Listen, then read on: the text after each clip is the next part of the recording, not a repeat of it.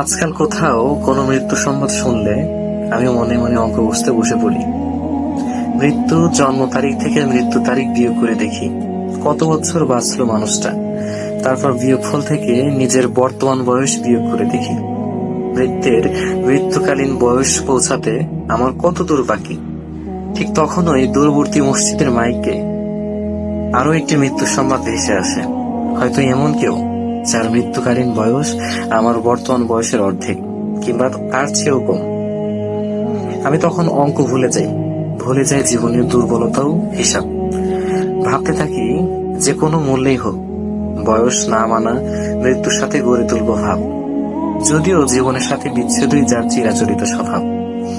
দিবসের কোলাহল শেষে রাত্রির পথ ধরে হেঁটে এসে দেখি এ যেন কপাট জুড়ে ঝুলে আছে তালা। কখন কোথায় মৃত্যু এসে বলে, আহা জীবন, তুমি তো হেরে গেলে।